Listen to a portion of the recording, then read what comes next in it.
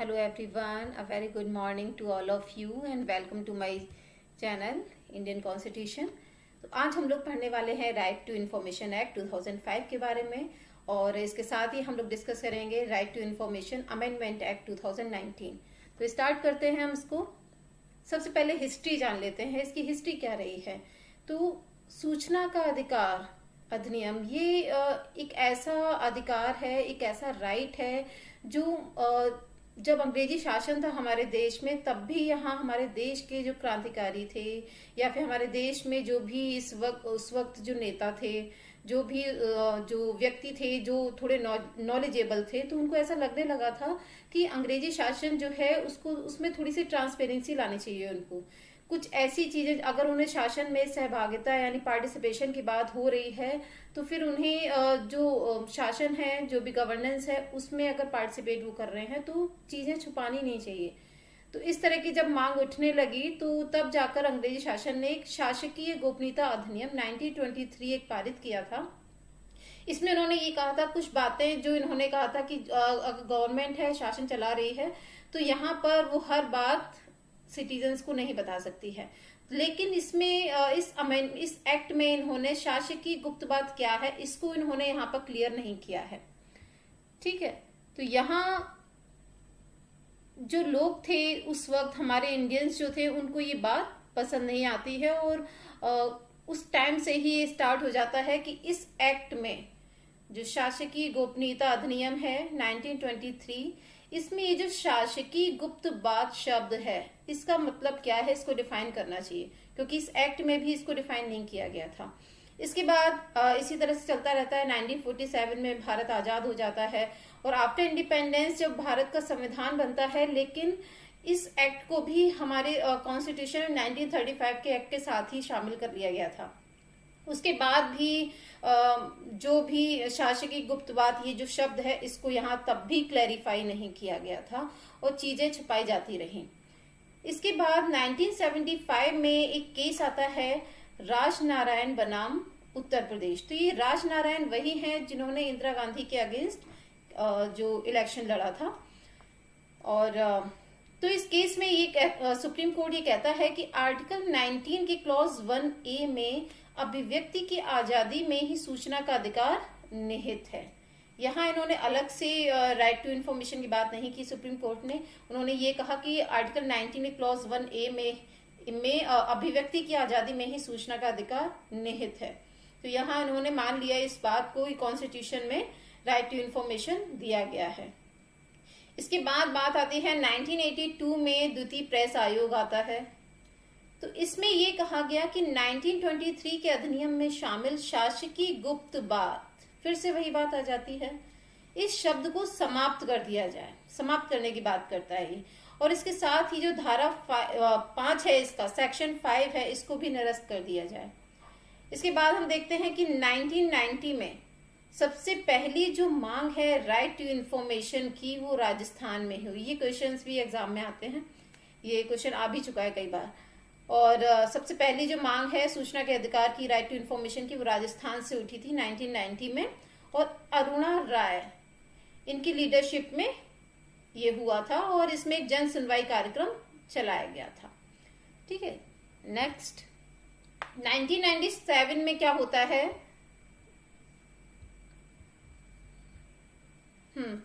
1997 में HD Shauri committee आती है और मई 1997 में सूचना की स्वतंत्रता का एक प्रारूप प्रस्तुत किया जाता है, लेकिन ये कमेटी सक्सेसफुल नहीं हो पाती है। इसके बाद 2002 में संसद के द्वारा पारित, यूपी गवर्नमेंट थी उस वक्त, एक फ्रीडम ऑफ इंफॉर्मेशन बिल 2002 ये आता है और 2003 जनवरी में राष्ट्रपति अपनी स्वीकृति भी दे देते हैं। लेकिन ये बहुत ही उस वक्त इस पर डिस्प्यूट रहा, विवाद रहा और नियमावली बनाने के नाम पर इसको लागू नहीं किया गया। ओके, नेक्स्ट 2006 में वीरप्पा मोइली की अध्यक्षता में एक द्वितीय प्रशासनिक आयोग ये आया था और इसने भी 1923 का जो एक्ट था उसको समाप्त करने की बात की। अभी तक ये चल रहा है एक्ट इसके बाद 2005 में डॉक्टर मनमोहन सिंह ये पीएम थे, तो इनकी अध्यक्षता में एक राइट टू इंफॉर्मेशन एक्ट 2005 आता है और फाइनली ये पास भी हो जाता है। और इसके बाद अब हम इसकी बात करते हैं। Okay, so right to information act 2005, इसमें 6 चैप्टर्स थे, 31 सेक्शंस थे और 2 शेड्यूल्स थी। तो जो मेन सेक्शंस हैं हम उनके बारे में बात करेंगे।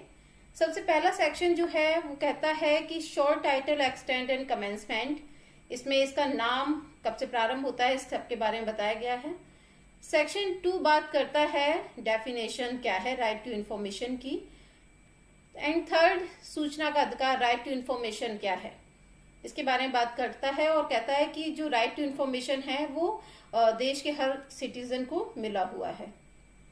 सेक्शन 6 कहता है कि हम आवेदन कैसे लगा सकते हैं, रिक्वेस्ट कैसे कर सकते हैं राइट टू इंफॉर्मेशन के लिए। तो हर डिपार्टमेंट में एक पब्लिक इंटरेस्ट ऑफिसर होता है, तो वहां लोक सूचना अधिकारी जो है पब्लिक इंफॉर्मेशन ऑफिसर, उसको जाकर हम कंप्लेन कर सकते हैं। अपनी जो भी हमारी प्रॉब्लम है उसको हम रिक्वेस्ट है तो उसको हम वहां रिटन में दे सकते हैं, जो भी उनका फॉर्मेट होता है उसमें। अगर लिखित में नहीं दे सकते हैं, रिटन में नहीं दे सकते हैं, तो आप वहां पर उनको मौखिक रूप में भी जाकर अपनी वो जो भी रिक्वेस्ट है उसको वहां दे सकते हैं। इसके बाद है अनुरोध का निपटारा, यानी कि इसका डिस्पोजल कैसे होगा रिक्वेस्ट का। यहां टाइमिंग दी गई है कि 30 डेज के अंदर, विद इन 30 डेज, ठीक है, आपकी जो भी प्रॉब्लम है, आपको जो भी इंफॉर्मेशन चाहिए वो आपको इंफॉर्मेशन प्रोवाइड कराई जाएगी। अदरवाइज अगर इंफॉर्मेशन प्रोवाइड नहीं कराई जाती है तो उसका रीजन बताया जाएगा, ठीक है। और अगर जीवन या स्वतंत्रता से संबंधित कोई भी ऐसा केस आता है, मामला आता है जिसमें इंफॉर्मेशन चाहिए, तो वहां विद इन 48 आवर्स का टाइम होता है इंफॉर्मेशन प्रोवाइड कराने का। और अगर ये नहीं प्रोवाइड कराई जाती या फिर रीजन नहीं बताया जाता है तो फिर वहां पर जो भी पब्लिक इंफॉर्मेशन ऑफिसर है उसके अगेंस्ट पेनल्टी का भी प्रावधान है, या फिर उसके अगेंस्ट जो भी डिसिप्लिनरी एक्शन होता है वो भी लिया जा सकता है।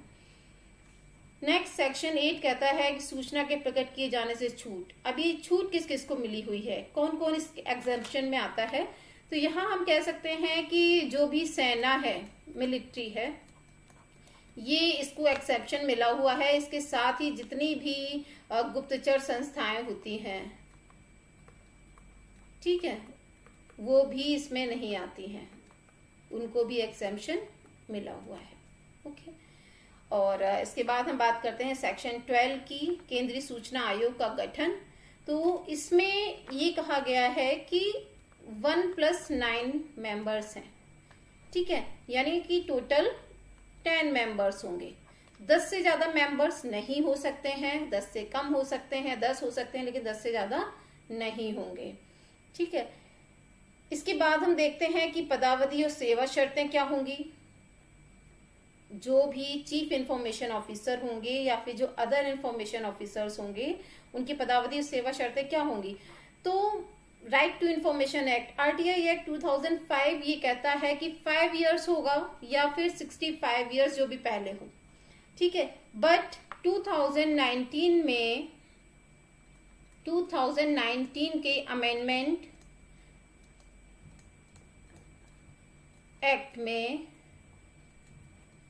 इस बात को कहा गया जितना भी सेंट्रल गवर्नमेंट चाहे, ठीक है, उसके अनुरूप होगा। 5 या 65 इयर्स का जो यहाँ पर टाइम उन्होंने दे रखा था टर्म ऑफ ऑफिस का, वो यहाँ पर खत्म कर दिया गया है, ठीक है। 2005 के एक्ट में कहा गया है 5 या 65 इयर्स, और 2019 के अमेंडमेंट एक्ट में इसको चेंज करके ये कह दिया गया कि जितना भी जो सेंट्रल गवर्नमेंट है, यूनियन गवर्नमेंट है, उसको ठीक लगे उसके according. Okay, next. Okay, section 14 कहता है कि सूचना आयुक्त या मुख्य सूचना आयुक्त का हटाया जाना। इनको किस तरह से हटा सकते हैं पोस्ट से, किस तरह से इनका रिमूवल होगा। तो राष्ट्रपति इनको हटा सकते हैं, इनका अपॉइंटमेंट कैसे होता है? इनका अपॉइंटमेंट भी राष्ट्रपति करते हैं with the suggestion of A committee. और इस कमेटी में कौन कौन होता है? इस कमेटी में होते हैं पीएम होते हैं, ठीक है, नंबर 1। नंबर 2 होते हैं इसमें जो भी लोकसभा है, इसमें लोकसभा के विपक्ष के नेता, विपक्ष के नेता, ओके। और नंबर 3 आता है कि 1 कैबिनेट मिनिस्टर, और जिसको नॉमिनेट करते हैं पीएम, ठीक है। ये 3 लोग होते हैं इस कमेटी में। और यही स्टेट में भी होता है। स्टेट में क्या होता है? स्टेट में सीएम होते हैं, पीएम की जगह यहाँ सीएम होंगे, लोकसभा की जगह यहाँ विधानसभा के विपक्ष के नेता होंगे, और 1 कैबिनेट मिनिस्टर होता है जिसको सीएम नॉमिनेट करते हैं। तो सेम प्रोसीजर स्टेट में भी है, जैसा सेंट्रल गवर्नमेंट में है वैसा ही स्टेट गवर्नमेंट में भी है, ओके। तो यहाँ इस तरह से इनको हटाते हैं कि सुप्रीम कोर्ट की जो सुप्रीम कोर्ट के पास इनकी जांच जाती है, और उसमें अगर जांच में ये जो आधार हैं इनके वो अगर ठीक पाए जाते हैं, सिद्ध कदाचार, तो उसके बाद इनको प्रेसिडेंट हटा सकते हैं, और स्टेट में गवर्नर हटा सकते हैं। दोनों में कॉमन बात ये है, सेंटर और स्टेट दोनों में, सेंटर और स्टेट दोनों में रिमूवल की बात अगर हम करते हैं तो सेंटर में और स्टेट में यहां हटाते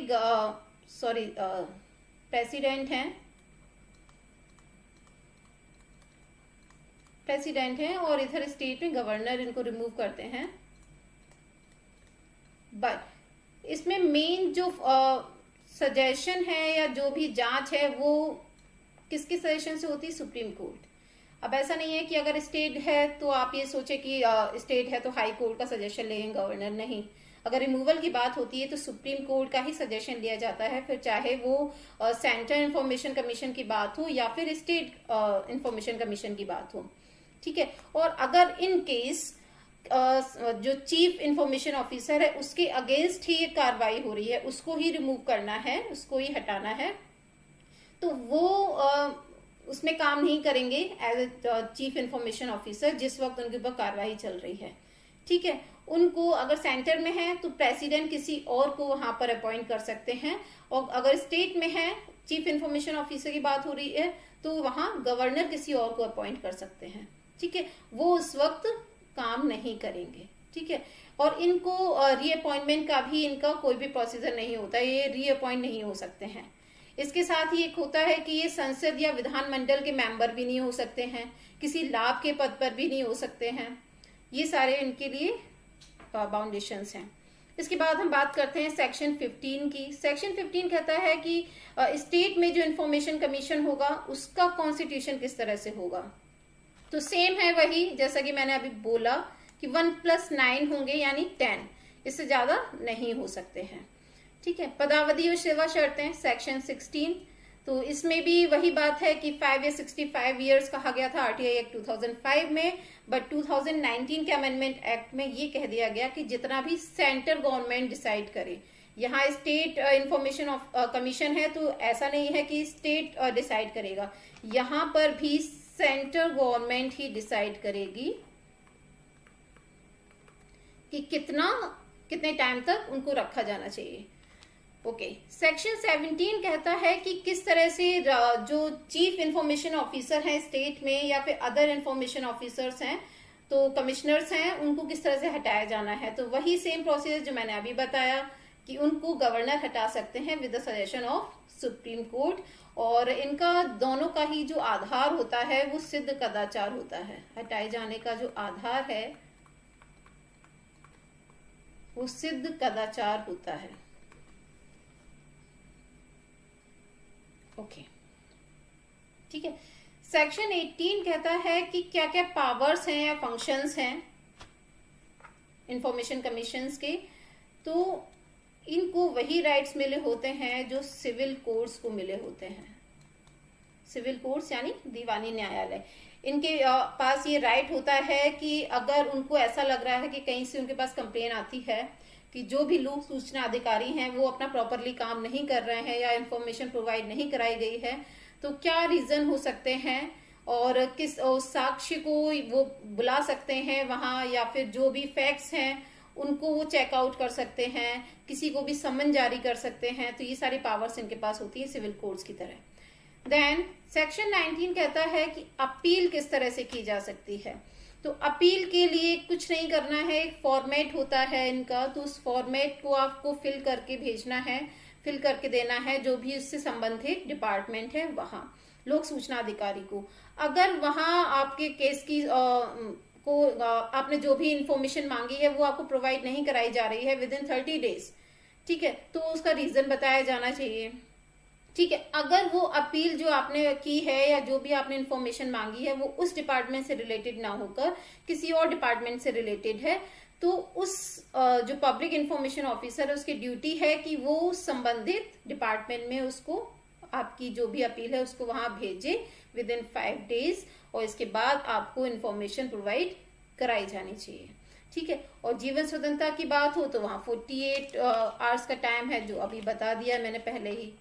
इसके बाद हम बात करते हैं सेक्शन 20 जो पेनल्टीज की बात करता है। अगर पब्लिक इंफॉर्मेशन ऑफिसर आपको सूचना प्रोवाइड नहीं कराता है, छुपाता है, या फिर उसको किसी तरह से डिस्ट्रॉय कर दिया जाता है इंफॉर्मेशन को, तो उसको पर पेनल्टी लगाई जा सकती है। और ये पेनल्टी कमीशन लगाता है, और कितनी हो सकती है ये हो सकती है 250 रुपीज पर डे की बात हो रही है यहाँ। 250 रुपीज पर डे से ये बढ़कर 25,000 तक हो सकती है, यानी कि 100 डेज तक ये पेनल्टी उस पर लगती रहेगी। और इसके बाद अगर कमीशन चाहे तो फिर डिसिप्लिनरी जो एक्शन है, अनुशासनात्मक कार्यवाही है, वो भी उस पर हो सकती है। तो ये सारी चीजें हैं इसके बारे में, 2005 के एक्ट के बारे में जो इम्पोर्टेंट हैं। इसके बाद जो अदर सेक्शंस हैं वो इम्पोर्टेंट नहीं है, 31 इसमें सेक्शंस हैं।